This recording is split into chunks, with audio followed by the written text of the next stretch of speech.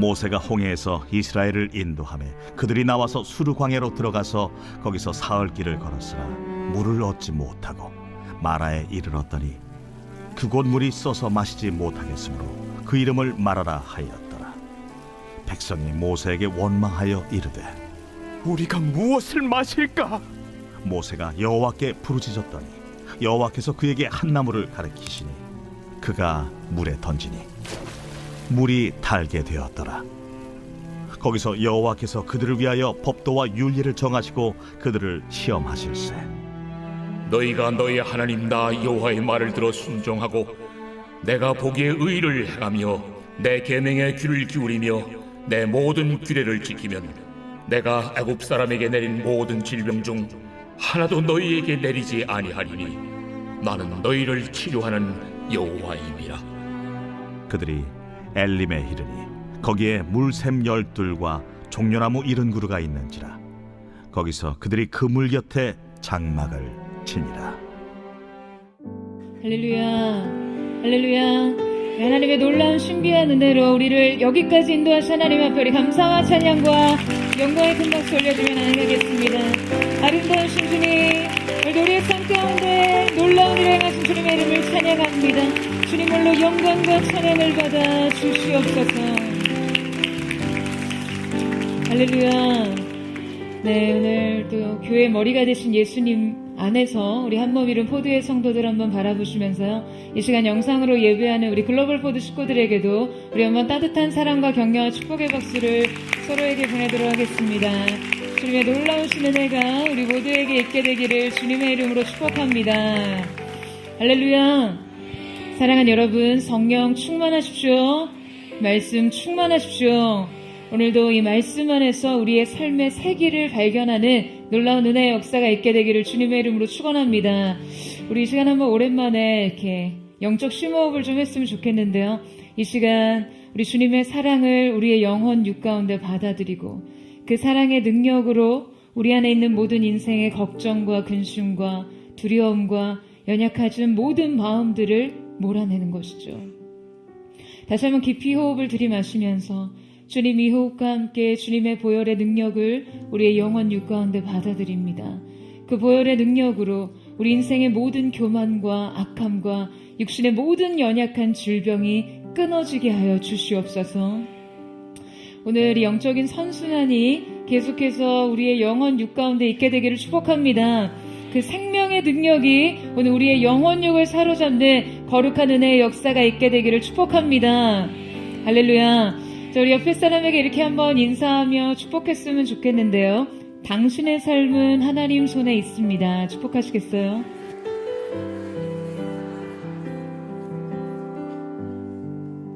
그 놀라운 은혜가 우리 모두에게 있게 되기를 축복합니다.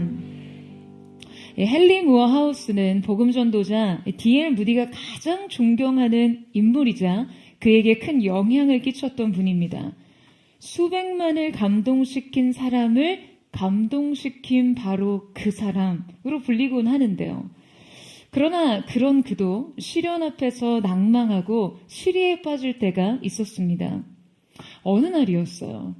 이 낙심한 마음으로 아주 잔뜩 풀이 죽은 채 집으로 들어오는 헨리 무어 하우스를 그 응접실에 있었던 어린 딸이 반가이 맞이합니다. 중요한 기념일이라 이 아내를 위한 꽃바구니를 사들고 왔지만 그 어두운 얼굴을 숨길 수가 없었어요. 이 아빠의 어두운 표정을 눈치챈 딸이요, 다정하게 말합니다. 엄마에게 줄 꽃다발이죠? 엄마는 2층에 계세요. 꽃다발은 제가 전해드릴게요.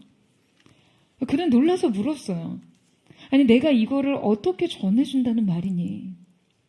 그의 어린 딸은 이 소아마비로 걸을 수가 없어서 휠체어를 타고 있었고요. 2층까지는 높은 계단이 있어서 휠체어를 타고는 오를 수 없었기 때문이었죠. 그러자 이 말을 들은 딸은요, 속삭이듯 이렇게 말합니다.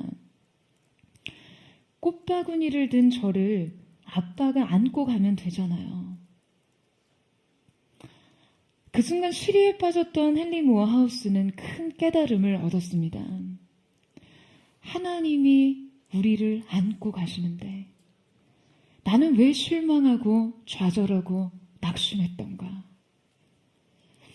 여러분, 우리의 인생이 절대 오를 수 없는 한계 상황을 만나고 낙심과 쉬리에 빠질 만한 삶의 문제들을 만난다 해도 하나님 품에 안겨 있으면 됩니다. 여러분, 아멘이세요? 하나님께서 우리를 안고 가세요. 신명기 1장 32절 말씀에 광야에서도 너희가 보지 않았느냐? 너희 하나님 여호와께서 아버지가 아들을 안는 것 같이 너희를 안아 너희가 이곳에 닿을 때까지 그 여정을 함께 하시지 않았느냐? 라고 말씀하십니다. 여러분, 우리가 우리 인생 광야에서 배워야 할 가장 중요한 교훈은 바로 이것입니다. 우리를 안고 가시는 아버지. 오직 그분께 의탁하는 삶의 믿음을 배우는 것이죠.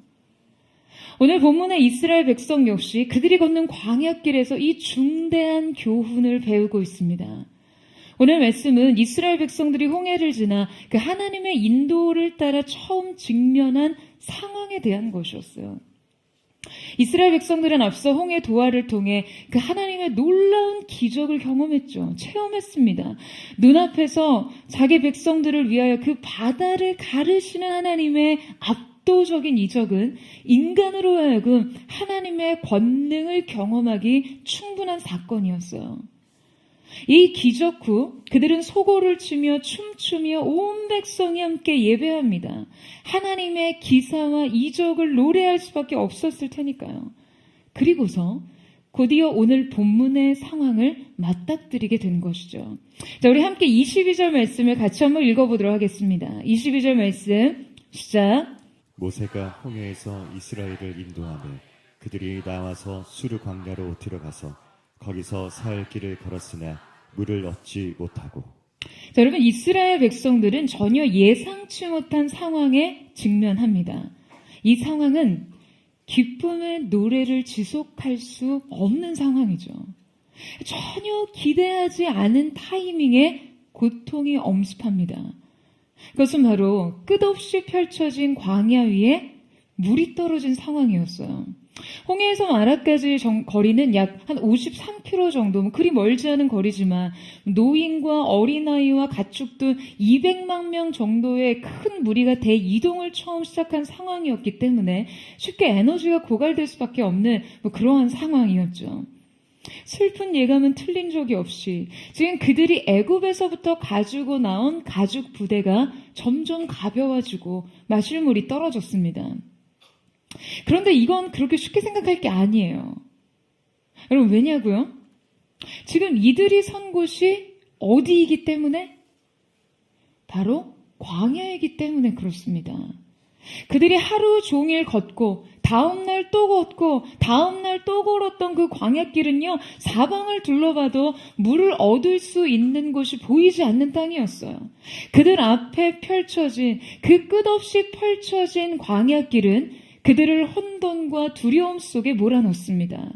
그러니까 물이 떨어졌어도 그 물을 구할 수 있는 길이 있다면 이야기는 달라지지만 광야와 사막을 걷는 자들에게 여러분이 물이 떨어졌다라는 것은 어떠한 의미입니까? 살 길이 끝났다는 의미죠. 그러니까 그들 시야 앞에 끝없이 펼쳐진 광야와 그 광야 한복판에 선 자신을 인식하는 순간 그들은 엄청난 혼란을 경험합니다. 여러분, 그들은 끝없는 모래사막을 걸어야 했어요.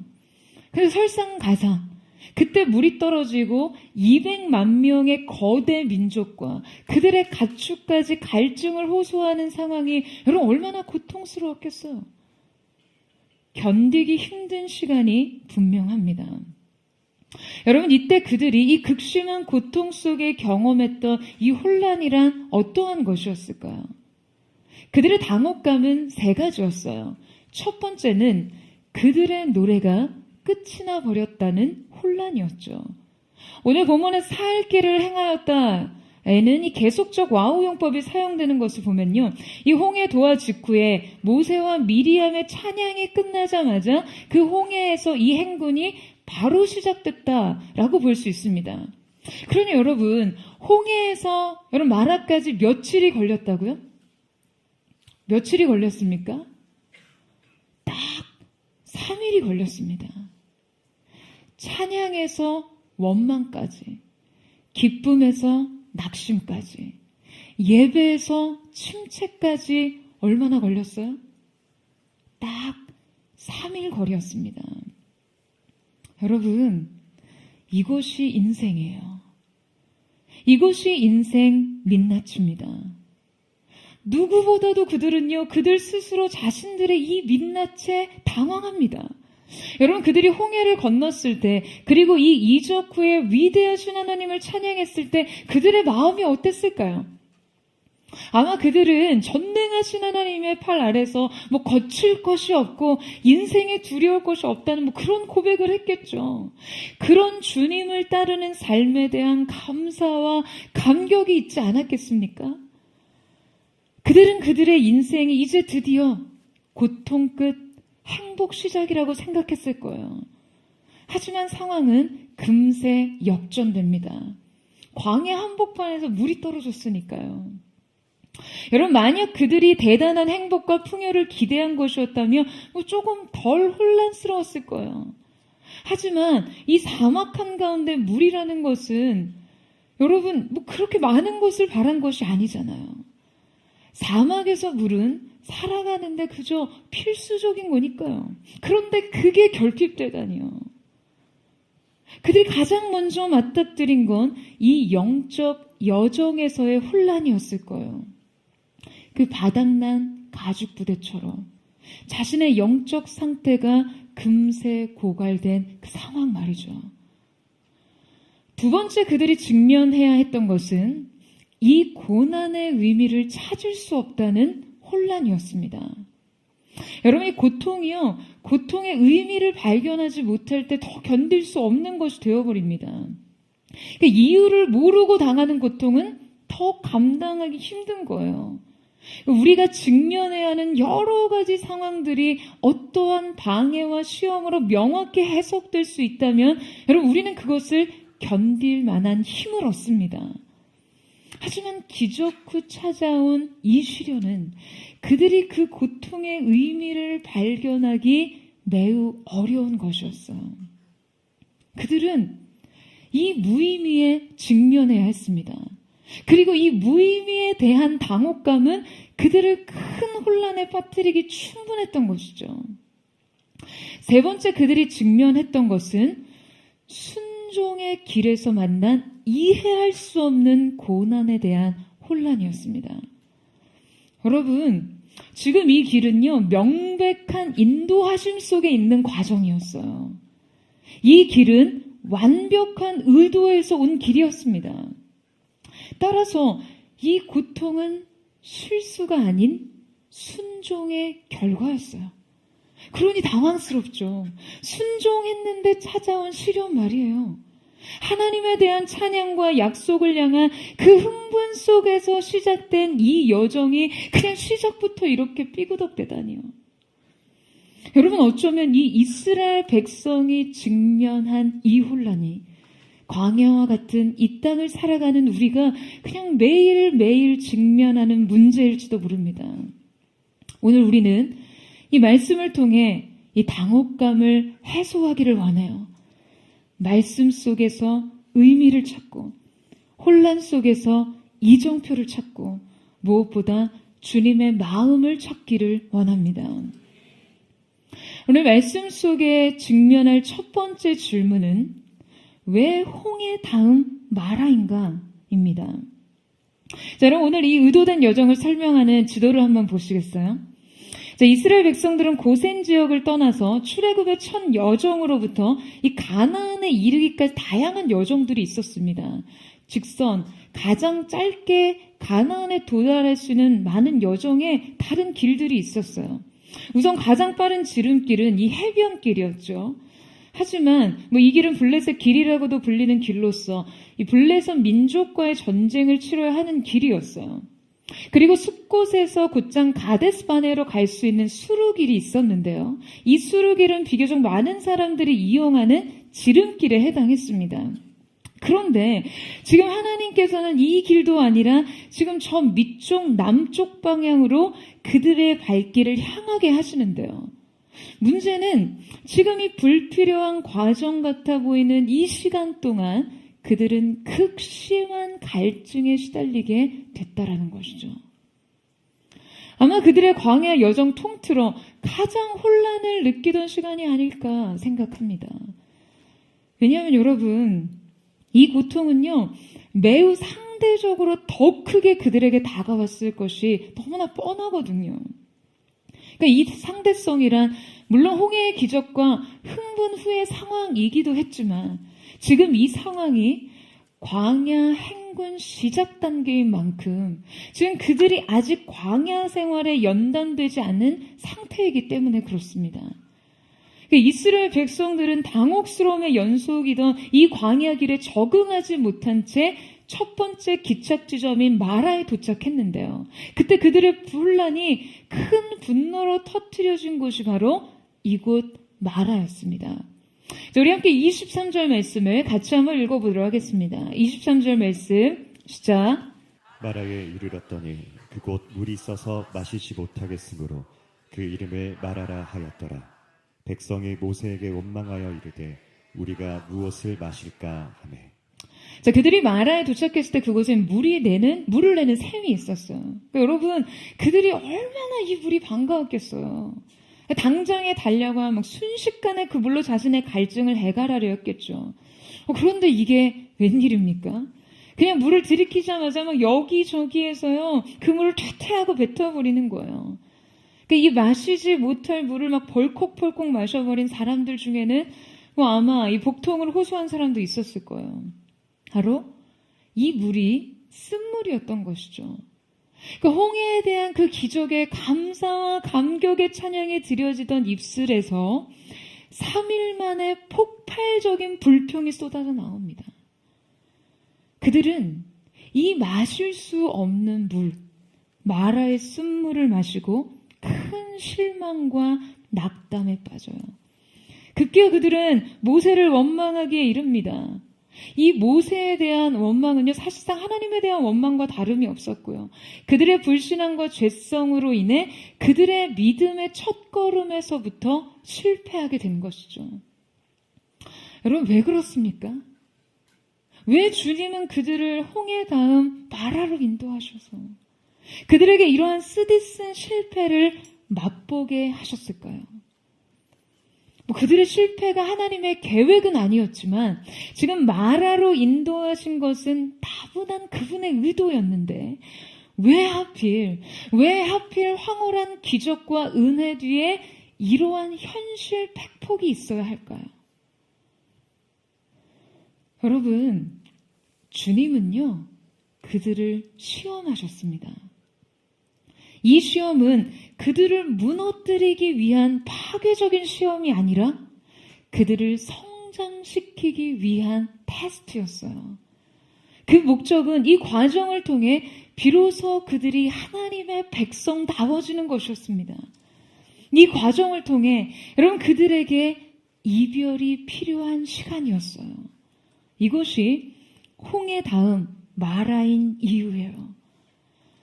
여러분, 그들은 애굽의 삶과 진정한 결별이 필요했습니다.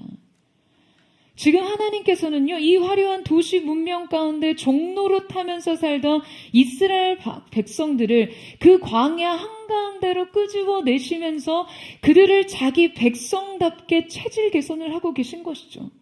여러분, 어떻게 해요? 애굽의 삶과는 전혀 다른 삶의 방식으로 이끌고 계신 거예요. 여러분, 그들이요 430년간 애굽에서 종살이를 했습니다. 그들의 신분은 물론 종이었어요. 하지만 그들이 몸담고 있었던 생활 환경은 여러분 어떠한 것이었습니까? 그들이 직접 자신이 소유하지는 못했지만 그들 눈으로 보고 간접적으로 누리던 환경은 사실 도시 문명이었거든요.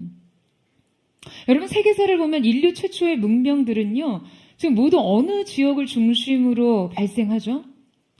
티그리스, 유프라데스강 유역의 메소포타미아 문명, 인더스강 유역의 인더스 문명, 황허강 유역의 황허 문명, 그리고 나일강 유역의 이집트 문명, 여러분이 모두 큰 강들을 중심으로 발생합니다.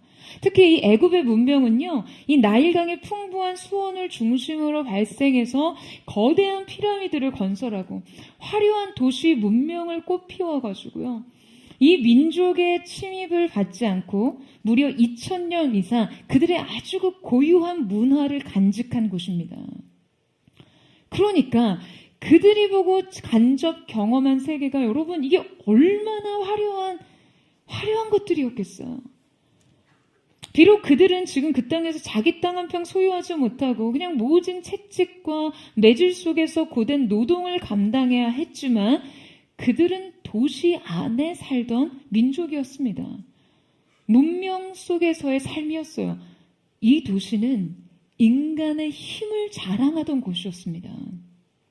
여러분, 근본적으로 하나님께서 인도하신 그들의 새로운 삶은요, 애굽의 삶과는 매우 본질적인 차이가 있었어요.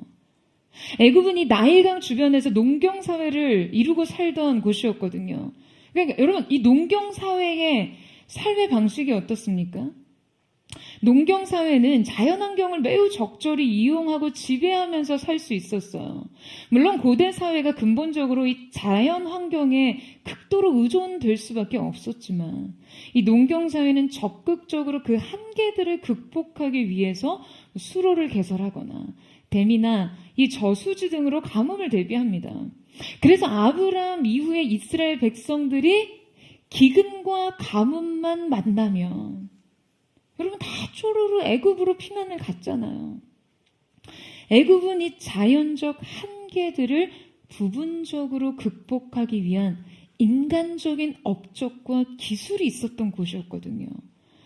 그들은 나일강의 풍부한 수원을 통해 물을 공급받았고 저수지를 통해 가뭄에도 그럭저럭 살아갈 수 있었습니다.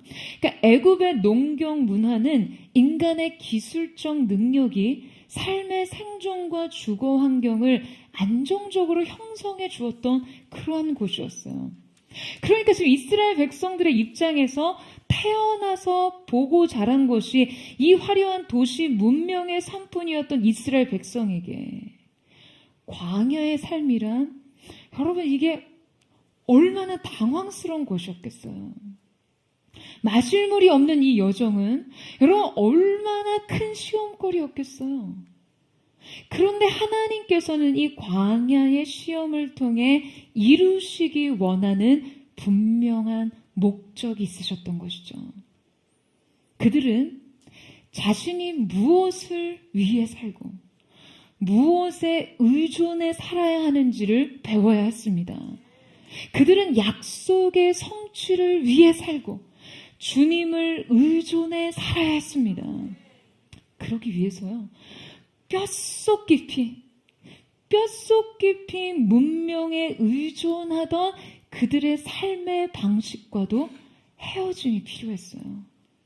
살아가기 위해서 기댈 데가 없던 그곳에서 여러분, 그들은 새로운 삶의 방식을 배워가야 했습니다.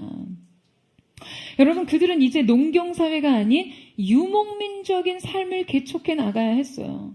여러분, 이 유목민적인 삶에서 가장 중요한 것은요, 농경사회나 도시 문명과는 전혀 다른 것이었어요. 이 농경적 삶과 유목민적인 삶의 가장 근본적인 차이가 여러분 무엇입니까? 바로 농경 문화의 본질은 정착이었고 유목 문화의 본질은 이동과 변화죠. 그러니까 유목민족 삶에서 가장 중요한 것은 딱 하나뿐이었어요. 그것은 타이밍이었습니다. 이곳은 모래 폭풍만으로 하루아침에 없던 것이 생기고요, 막 있던 것이 사라지는 땅이었어요. 그냥 매 순간 이 변화에 적응하는 것만이 그들에게 요구되는 삶의 방식이에요. 여러분, 제가 지금 여러분에게 여러분의 삶의 방식을 21세기의 유목민으로 살아라, 이런 말씀을 드리는 건가요? 오늘 갑자기 왜 사회시간 같지? 이런 느낌적 느낌? 아니죠, 여러분. 주님의 의도를 읽어내라는 거예요. 하나님께서 끝내 주님이 주실 약속의 땅에서 지금 그들을 정착시키시기 위해서 필요한 맞춤형 훈련을 하고 계시는 건데요. 그 과정에서 가장 필요했던 훈련이 바로 그들에게 요구되는 삶에 다 들어있었다는 거예요. 여러분, 이것이 바로 주님이 그들을 광야로 인도하신 이유였어요. 그리고 이 광야 한가운데서 갈증을 느끼게 하신 이유였죠. 그들에게 이전의 삶과는 정말 근본적으로 다른 차이를 느끼게 하신 것이에요.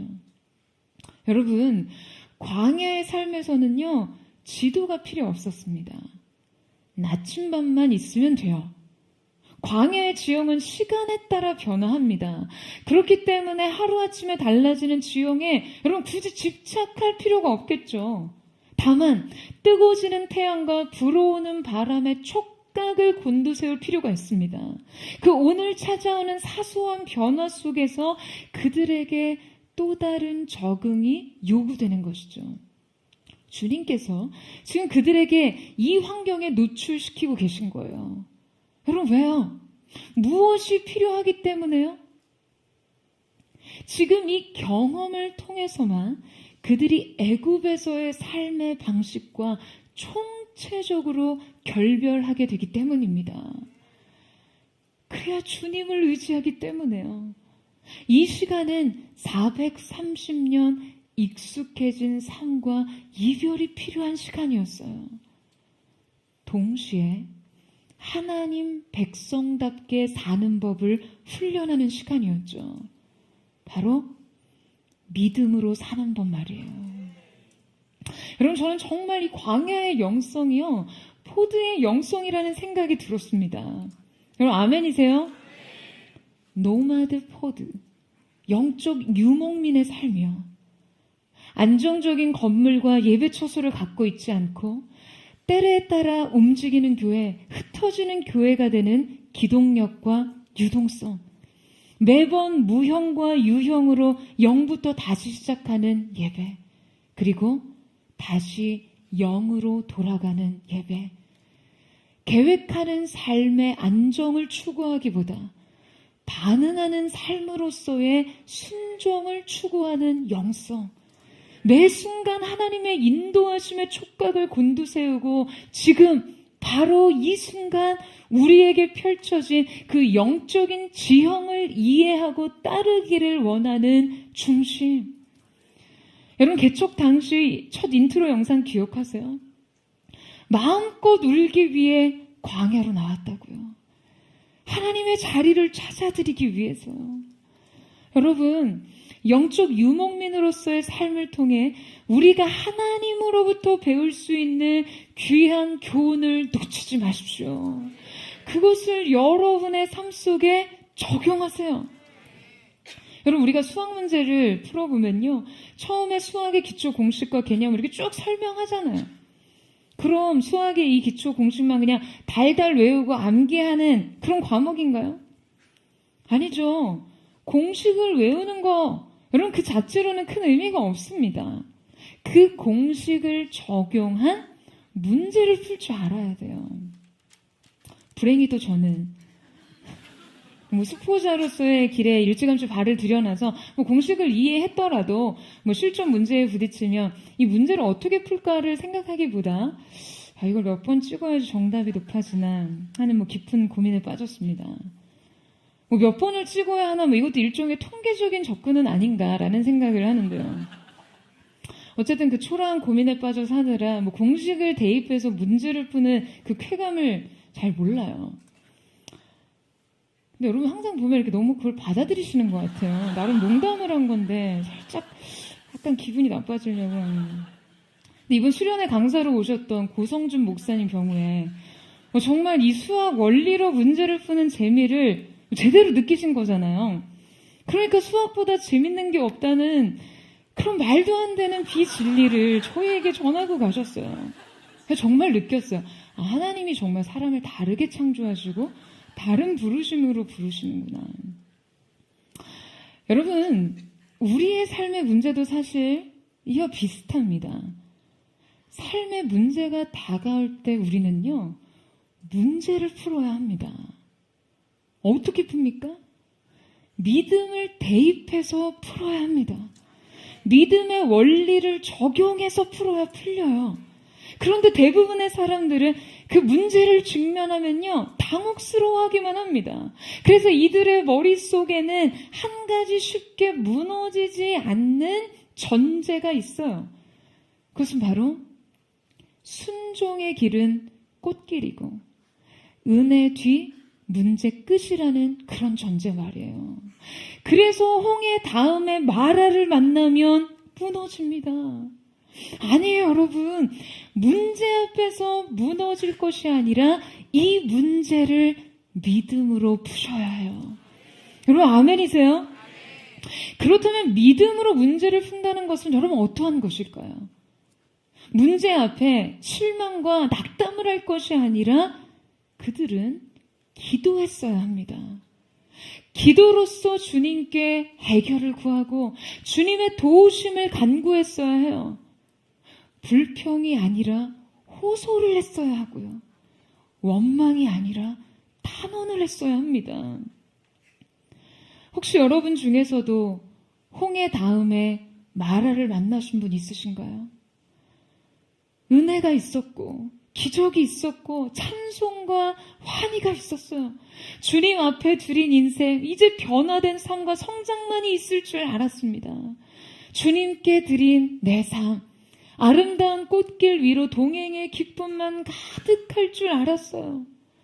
그런데 고작 사흘길 뒤 우리가 직면한 것은 문제의 연속인 삶, 뭐 하나 나아질 게 없는 인생, 그 안에서 미친 듯이 흔들리는 나, 그리고 끝내 무너진 그냥 나 자신만이 있을 뿐이에요. 이것이 내 현실입니다. 부정할 수 없는 내 현실이요. 여러분, 어쩌면 주님은 우리의 실패를 아셨을지 모릅니다.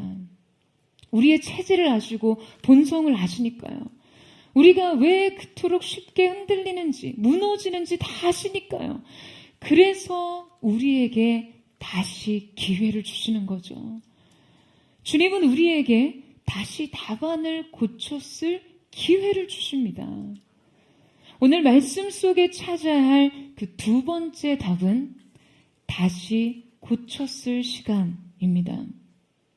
우리는 이 답안에서 앞서 한 가지 질문을 던질 수밖에 없죠. 그것은 왜 쓴물 다음에 단물인가? 입니다. 우리 함께 25절에서 26절 말씀을 같이 한번 읽어보도록 하겠습니다. 시작. 모세가 여호와께 부르짖었더니 여호와께서 그에게 한 나무를 가르치시니 그가 물에 던지니 물이 달게 되었더라. 거기서 여호와께서 그들을 위하여 법도와 율례를 정하시고 그들을 시험하실세 이르시되 너희가 너희 하나님 나 여호와의 말을 들어 순종하고 내가 보기에 의를 행하며 내 계명의 귀를 기울이며 내 모든 규례를 지키며 내가 애굽 사람에게 내린 모든 질병 중 하나도 너희에게 내리지 아니하리니 나는 너희를 치료하는 여호와임이라. 자, 여러분, 백성의 원망과 분노에 모세는 주님 앞에 부르짖습니다.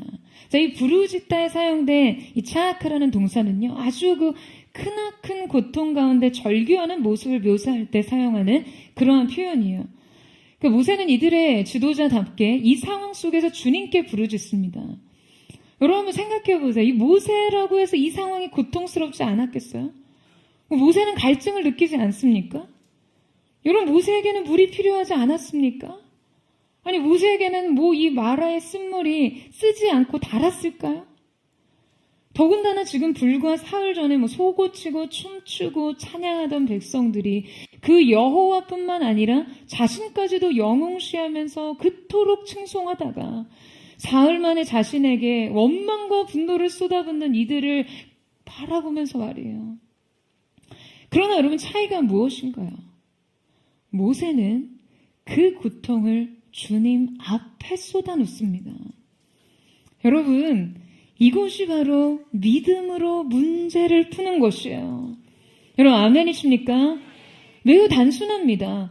문제를 만났을 때 믿음의 공식을 대입해서 문제를 푸세요. 바로 하나님께서 우리 가운데 주신 방식, 기도를 통해서요. 기도라는 방식으로요. 여러분, 왜 기도할 수 있는데 문제 앞에서 무너집니까? 하나님께서는 모세의 기도에 바로 응답하십니다. 모세에게 한 나무를 지정하시고 그 나무를 물에 던지라고 하세요. 성경은 이 나무가 어떤 특정한 나무라고 설명하지 않아요. 그런데 그 나무를 물에 던지고 나니 여러분 무슨 일이 일어납니까? 쓴물이 달아졌어요. 이 나무는 성경에서 바로 그리스도의 십자가를 예표합니다. 생명나무 십자가를 상징하는 것이에요. 여러분, 쓴물이 나던 샘에 십자가를 던졌더니 어떻게 됐습니까? 어떻게 됐어요? 그 물이 금세 단물이 됐습니다. 그 단물은요, 200만 명에 해당하는 백성들의 갈증을 즉각적으로 해결할 수 있었어요. 여러분, 왜 하나님께서 우리에게 이 단물을 바로 주시지, 왜 쓴물을 만나게 하신 후에 이 쓴물을 단물로 고쳐주신 것일까요? 여러분, 주님이 우리에게 깨닫게 하시는 본질이 있습니다. 존 칼빈은 하나님께서 단물을 주시지 않고 먼저 마라의 쓴물을 주신 이유에 대해서 이렇게 말합니다. 하나님께서는 단물을 먼저 주실 수도 있으셨다. 그러나 하나님은 쓴물로서 그들 속에 잠복해 있던 쓴뿌리를 드러내고자 하셨다. 여러분, 주님은 그들을 시험하십니다. 여러분, 공부 잘하는 사람들이 절대 빠뜨리지 않고 하는 과정이 있어요. 공부는 문제를 푸는 것 자체가 목적이 아니죠. 뭐가 목적입니까? 깨달음이 목적이잖아요. 그러니까 문제를 풀고 나서는 반드시 채점을 하고 또 반드시 오답 체크를 해야 실력이 늡니다. 그냥 틀린 답만 죽어라 쓰면 뭐예요? 또 틀릴 텐데. 틀리고 나서는 왜 틀렸는지를 알아야 되죠. 그리고서는 그 오답을 반복하지 말아야 합니다. 여러분, 하나님께서는 그들에게 단지 파괴적인 차원으로 이 시험을 제시하신 것이 아니었어요. 그들이 주님 안에서 자신을 보는 것은 그들에게 매우 유익한 경험이었습니다. 그들은 지금 이 마라를 통해 자신 안에 그 죄된 쓴뿌리들을 발견하게 되었어요.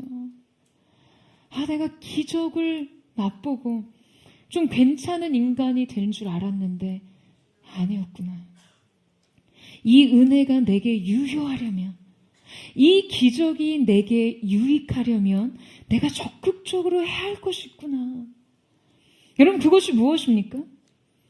하나님을 기억하고 믿음을 붙잡는 것이죠. 여러분, 아멘이세요? 은혜를 기억하고 치열하게 기도로 은혜를 구하는 것이죠. 여러분, 그렇지 않고서는 인생의 그 어떤 기적도 유효하지도 유익하지도 않습니다.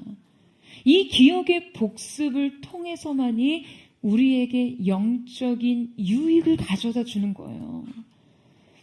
여러분뿐만 아니라 하나님께서는 나무가 던져진 쓴물이 단물된 이 사건을 통해서 여러분, 우리에게 무엇을 가르치고 계신 것인가요? 하나님께서는 이 계시적 사건을 통해 여러분, 우리에게 무엇을 말씀하고 계신가요? 여러분, 우리는 이제 우리의 삶에 그 쓴물을 내는 영역에 십자가를 던져야 합니다. 주님께서 인도하시는 삶은요, 단지 고통 끝, 행복 시작이 아니라요.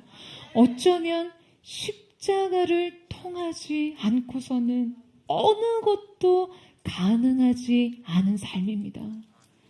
여러분, 이 삶을 고단하게 생각하지 마세요.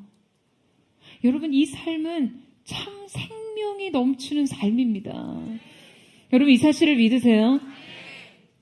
여러분, 우리의 인생의 모든 영역엔 예수를 통과하지 않고는 마시지 못할 물들 뿐입니다.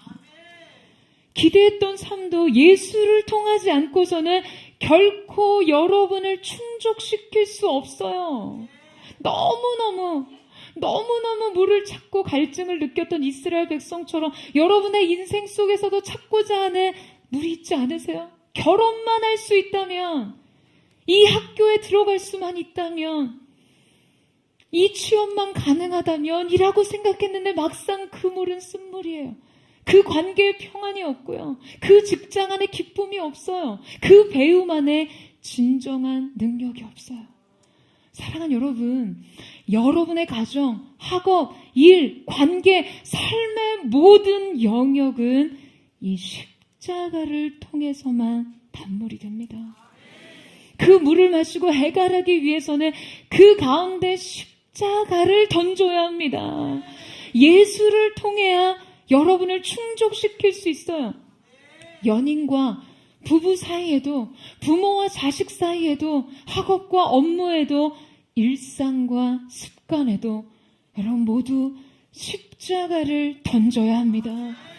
예수를 통해야 합니다. 그런데 여러분, 우리는 무엇보다 우리의 영혼의 샘을 점검해야 합니다. 우리의 내면에 마라의 우물이 있는 사람들이 있어요. 이 영혼의 내부에서 끊임없이 샘물이 올라오는데요. 이 물이 생명을 내지 못할 쓴물이에요. 내면의 쓴뿌리들이죠.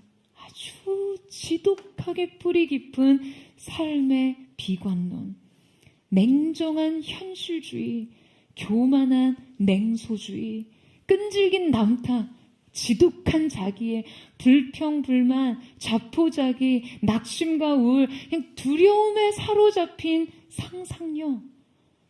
여러분, 이 모든 것이 내면의 마라예요. 우리는 계속해서 이 우물에서 쓴물을 길어 올립니다. 이 물은 결코 생명을 낼 수 없는 물이에요. 사랑하는 여러분, 오늘 이 시간 여러분의 마음의 샘에 십자가를 던지십시오. 여러분 마음에서 쓴물이 아니라 단물을 내게 하세요. 이제 고쳐 쓸 시간입니다.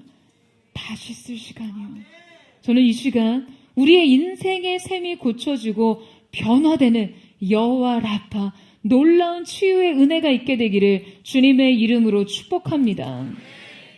오늘 말씀 속에 건네는 삶의 질문 세 번째는 왜 마라 다음 엘림인가? 입니다. 우리 함께 27절 말씀을 같이 한번 읽어보도록 하겠습니다. 27절 말씀 시작.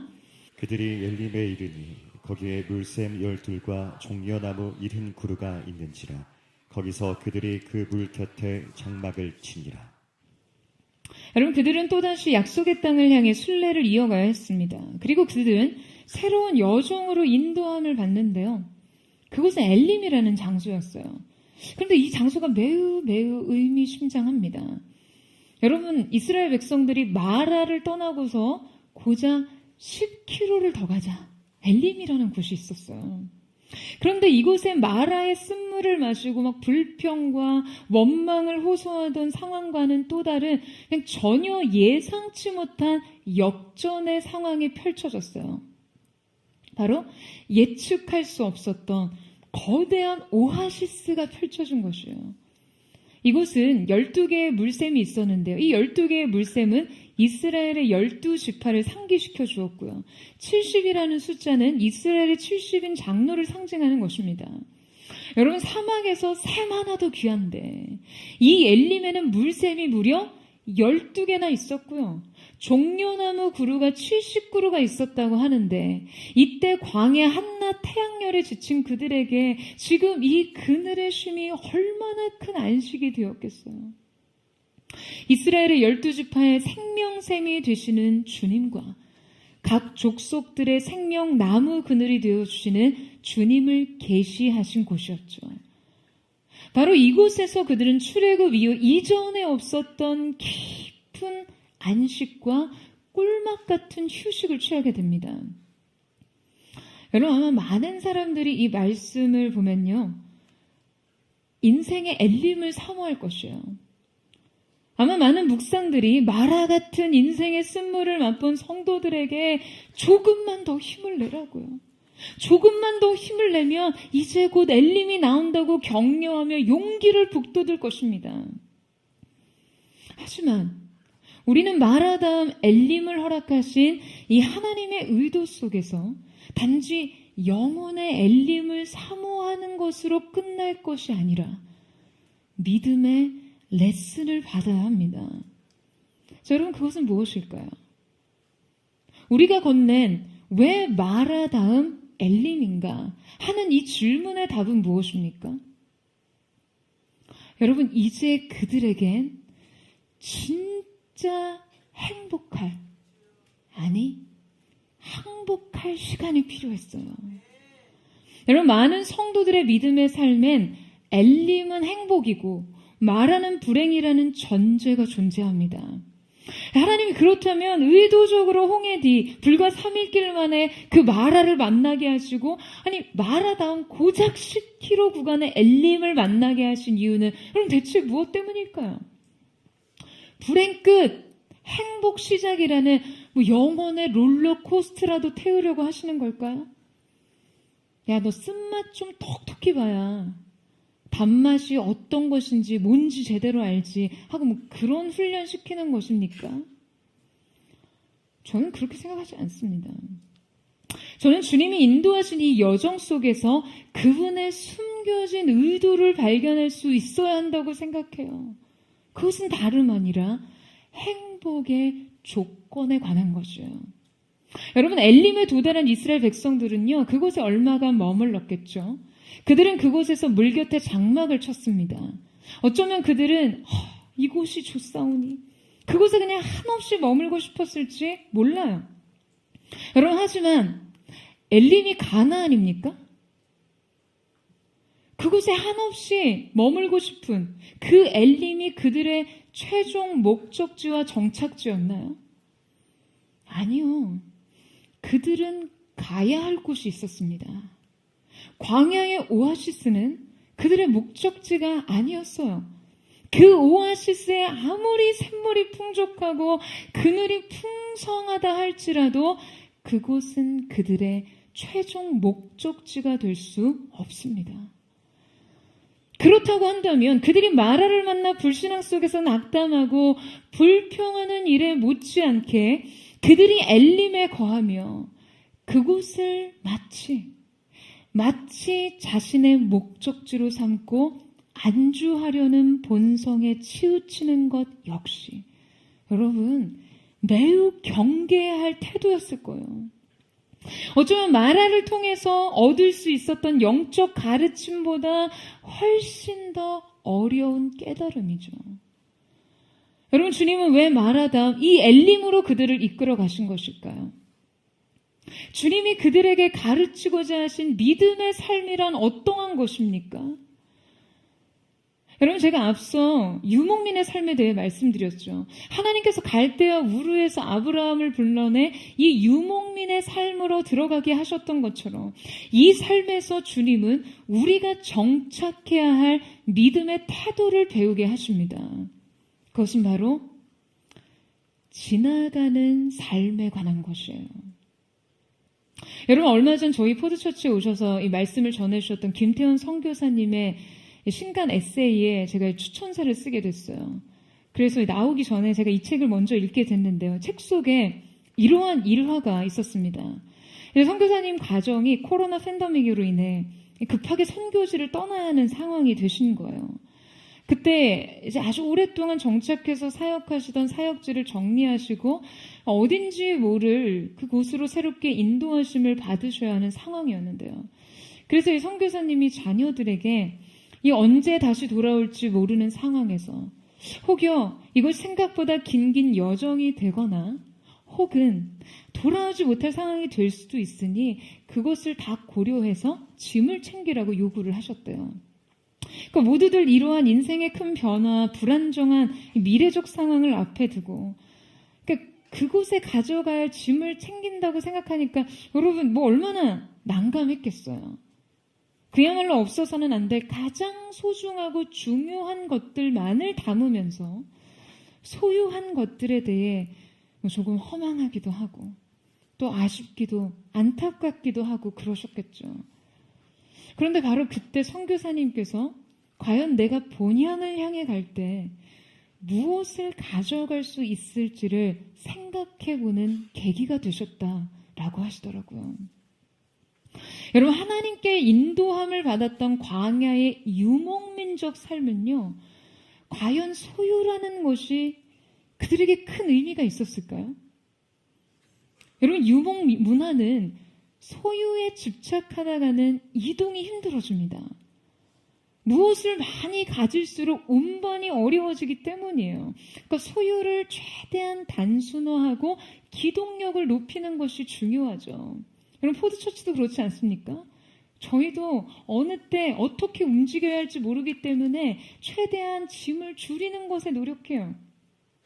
도시 문명의 사람들이 사유재산을 중시하고 결국 그 모든 소유를 지키고 자신들의 생존을 방어하기 위해서 높은 성벽을 쌓을 수밖에 없지만요, 하나님께서 이끄신 광야의 삶에 성벽을 쌓는 것은요, 여러분, 근본적으로 불필요한 삶이었어요.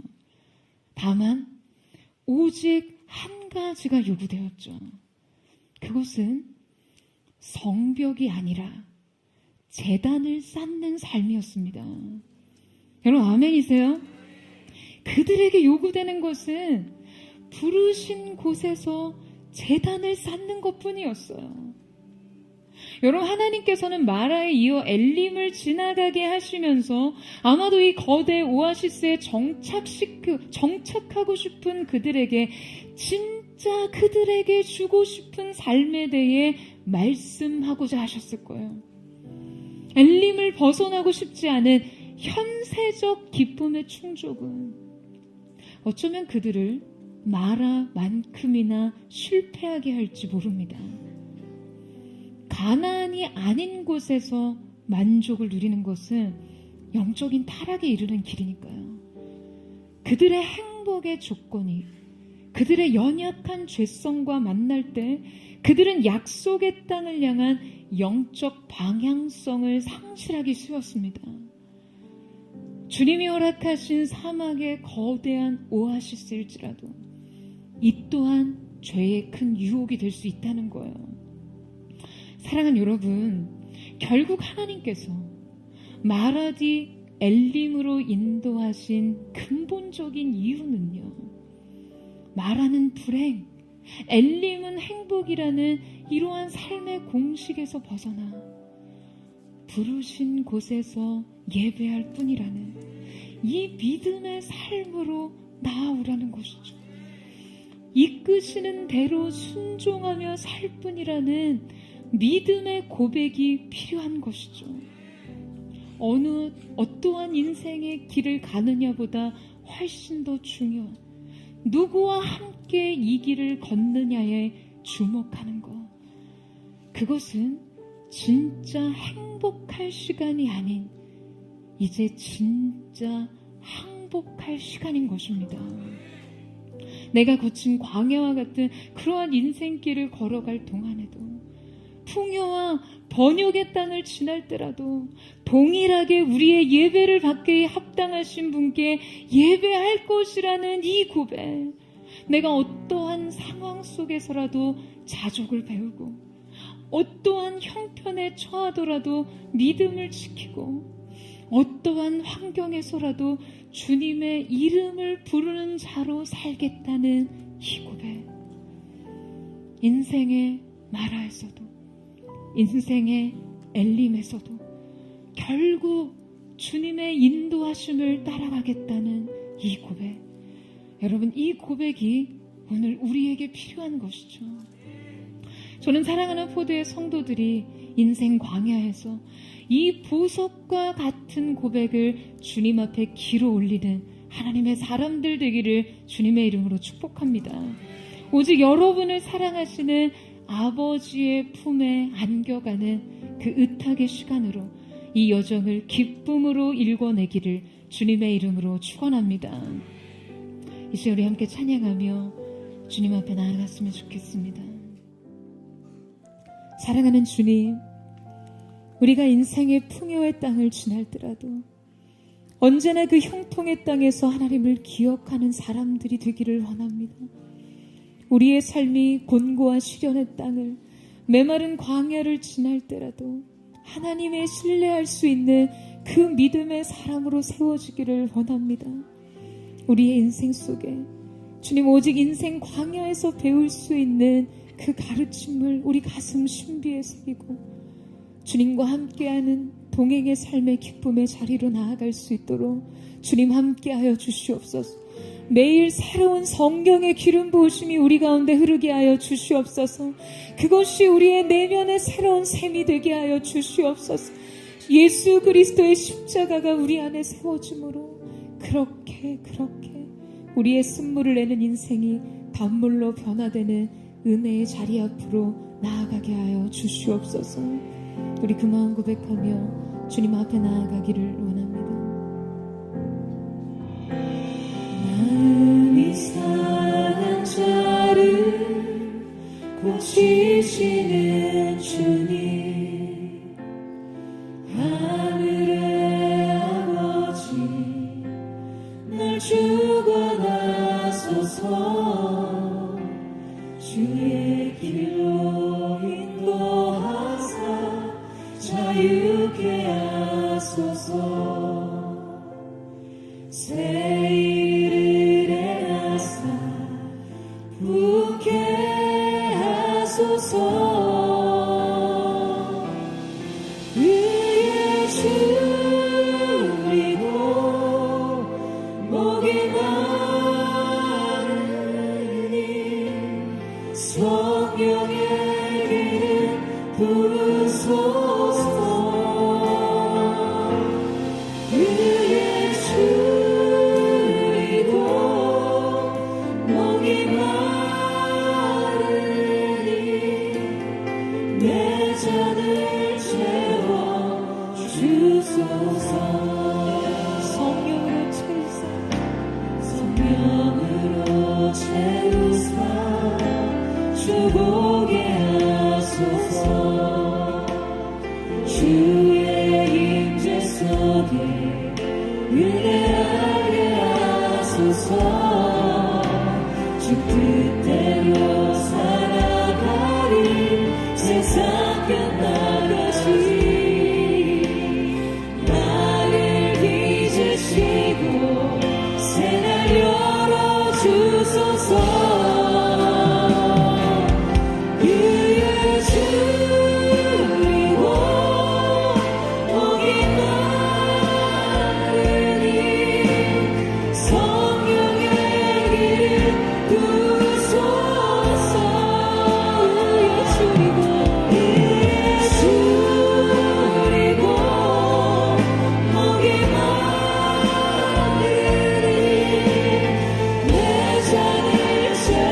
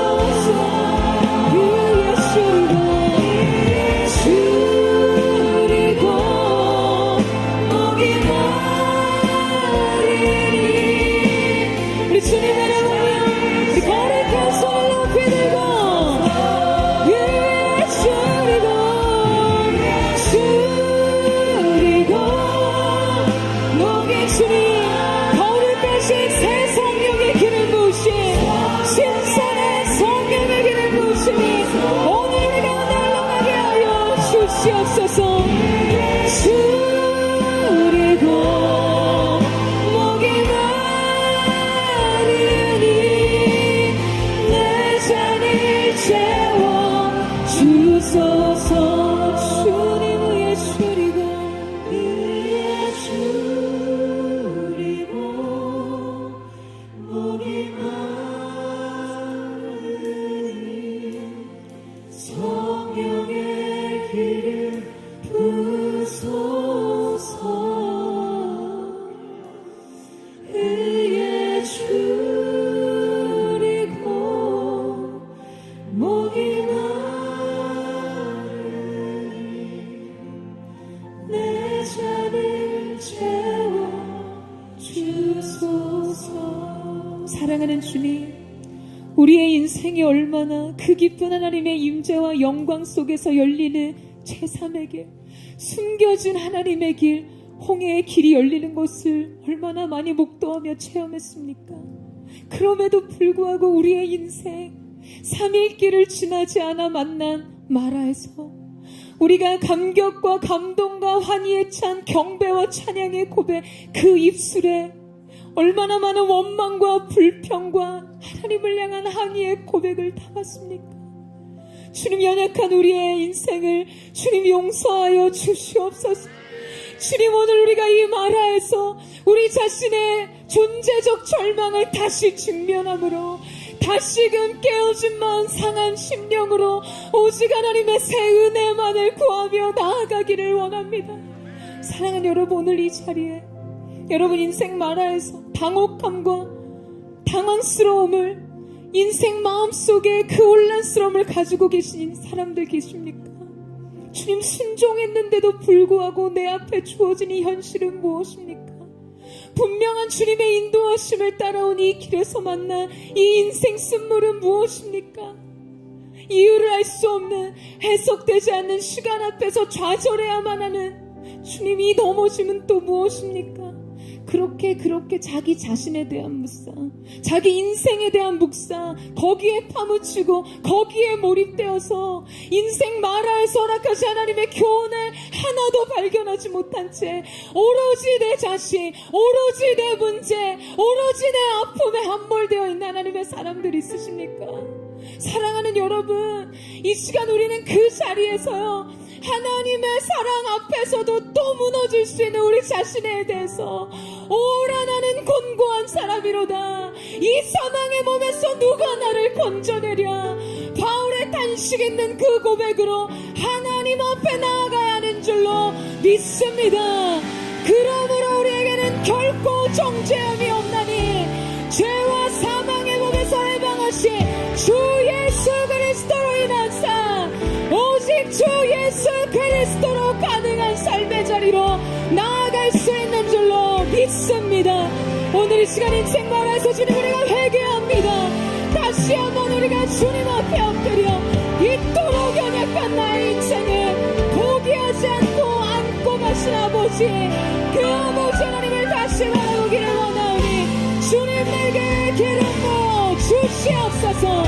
우리 전심으로 우리 주의 한번 부르짖고 우리 역시나 동성으로 기도하겠습니다. 주여,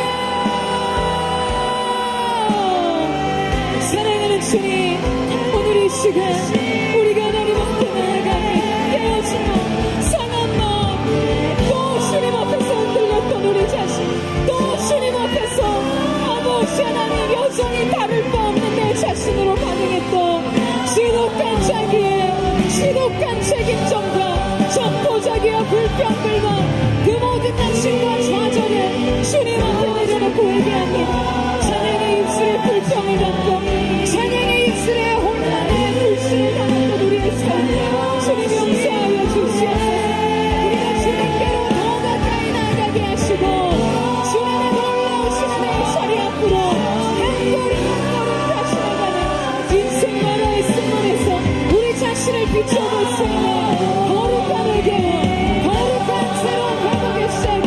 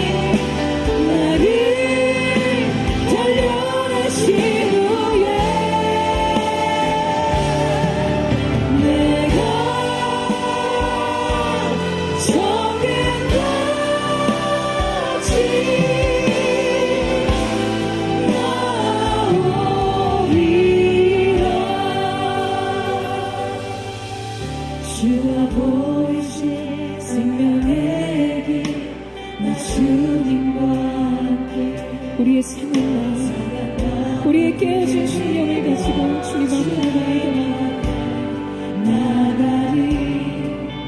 나의 의로움이 되신 주 그 이름 예수, 나의 길이 되신 이름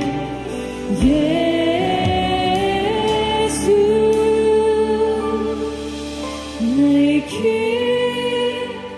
오직 그가 하시나니 나를 단련하신 후에 내가 정끝까지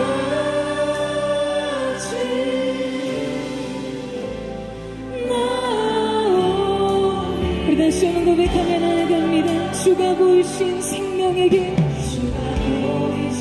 생명의 길, 나 주님과 함께 상한 마음을 드리며 주님 앞에 나가리. 나의 의로움이 되신 주 그 이름 예수, 나의 길이 되신 이름 예수. 나의 길 오직 그가 하시나니 나를 단련하신 후에 내가 정끝까지 오늘 우리의 길을 하시는 주님 앞에 의탁하며 나아갑니다. 주님 우리의 삶을 맡겨드립니다. 오직 주님으로서만 하실 수 있는 그 일, 예수의 십자가를 통해만 하실 수 있는 그 일을 우리 가운데 나타내버려 주시옵소서. 내가 정끝까지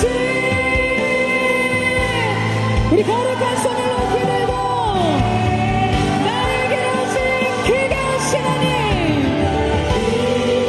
나에게 오직 그가 하시나니 나를 단련하신 후에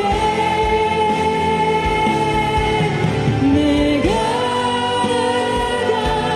정끝까지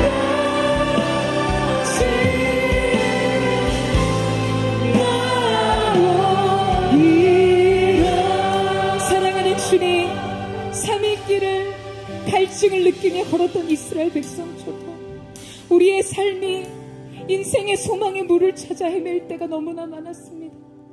주님 결혼만 시켜주신다면요, 가정을 꾸릴 수만 있게 하신다면 행복할 것 같습니다.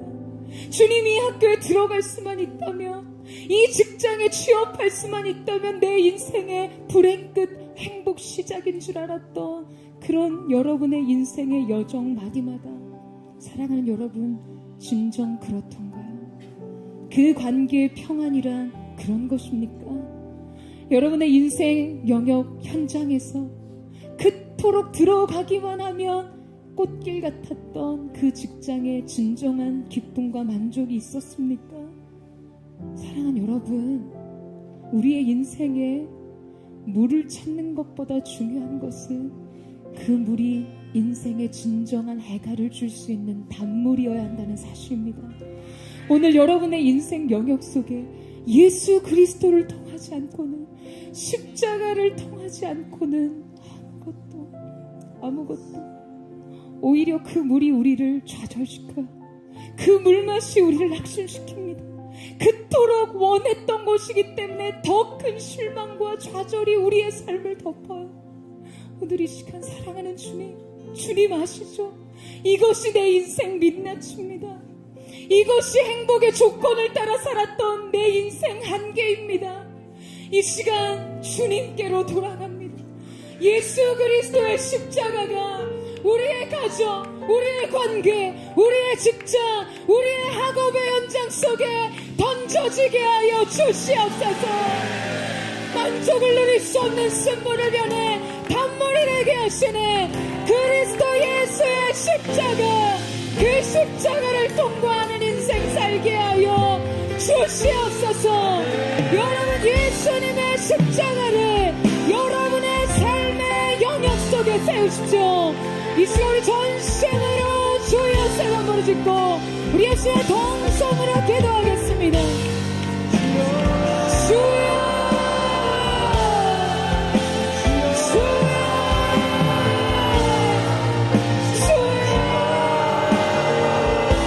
찾고 헤맸던 인생의 소망이 가왔던 것, 아버지 하나님, 우리가 그토록 얻기를 원했으나 얻은 그 자리에서 만나는 실망과 실족이 우리의 삶을 더 크게 좌절시켰습니다. 오늘 이 시간 우리가 예수의 십자가 나아가기를 원하고 그리스도 예수의 십자가 나아가기를 원합니다.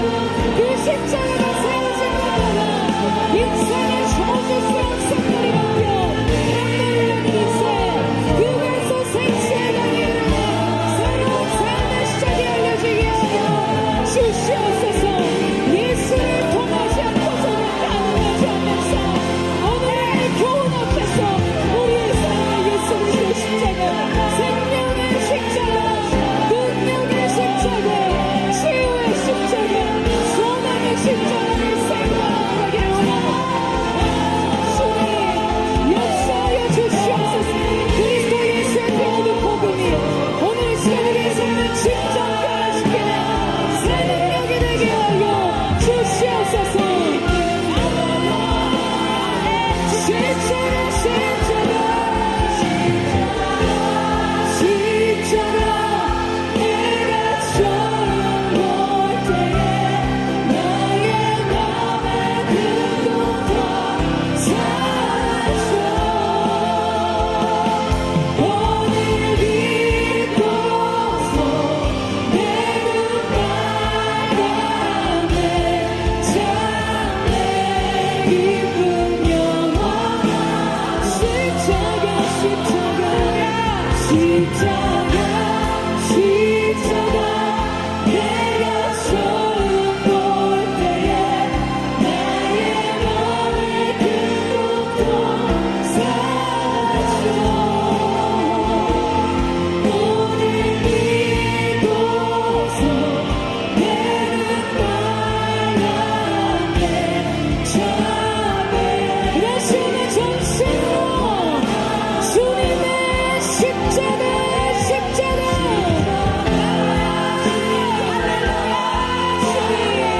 그러하시는 기름, 예수 그리스도의 십자가 능력이 되게 하여 주시옵소서. 오늘 믿고서 내 눈 빨갛네. 참내 기쁨 영원한 도다. 십자가, 십자가, 십자가, 내가 처음 볼 때 나의 맘에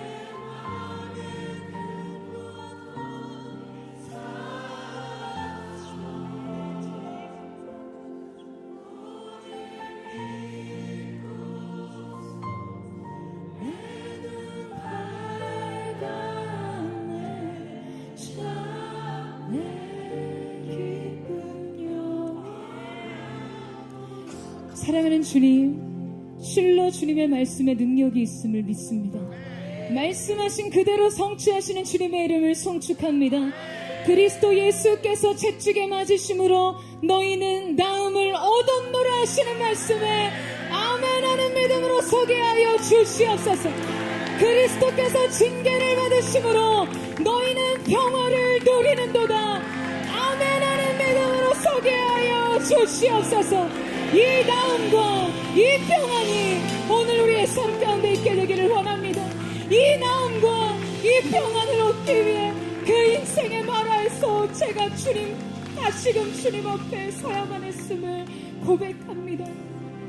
사랑하는 주님, 오늘 이 시간 우리가 십자가 앞에서 그 예수께서 행하신 일들로 말미암는 새로운 삶으로 나아가게 하여 주시옵소서. 사랑하는 주님, 엘림의 장소에서도 마라와 다를 바 없는 주님이 이 가운데 말씀하시고자 하시는 믿음의 교훈을 알지 못하면 이 형통과 풍요의 자리가 우리 인생을 더 깊이 좌절시키고 실패하는 길로 인도할 것을 보게 됩니다.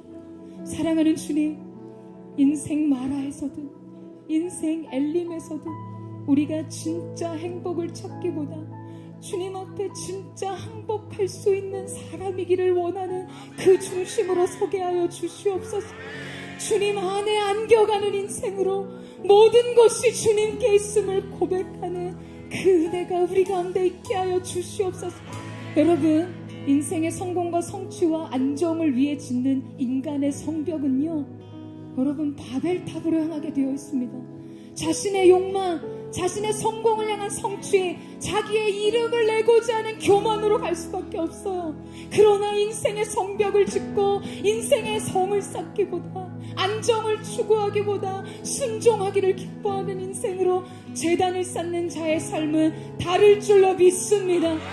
주님, 우리의 인생 속에 사랑하는 모두의 성도들이 주님 엘림에서든 마라에서든 인생의 어떠한 땅에서든 부르신 그곳에서 주님을 예배하는 자들 되게 하여 주시옵소서. 하나님만을 높이는 거룩한 예배의 제단이 세워지는 하나님의 사람들 되게 하여 주시옵소서. 우리 전신으로 이 고백에 연합하기를 원하시면 다같이 그 자리에 일어나셔서 우리 주의 한번 부르짖고 내 영혼이 확정되고 확정되었습니다. 동성으로 기도하겠습니다.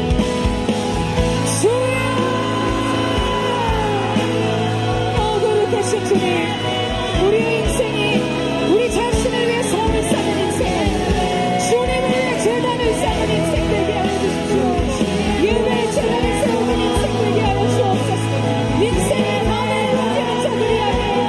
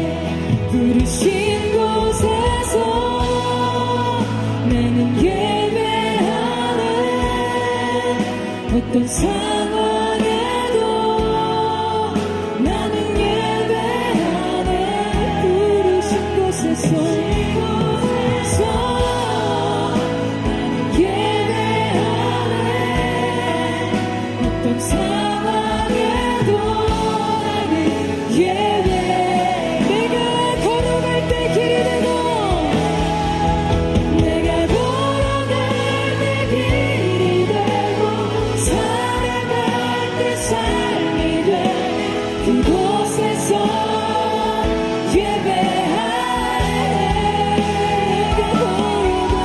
내가 걸어갈 때 길이 되고 살아갈 때 삶이 돼.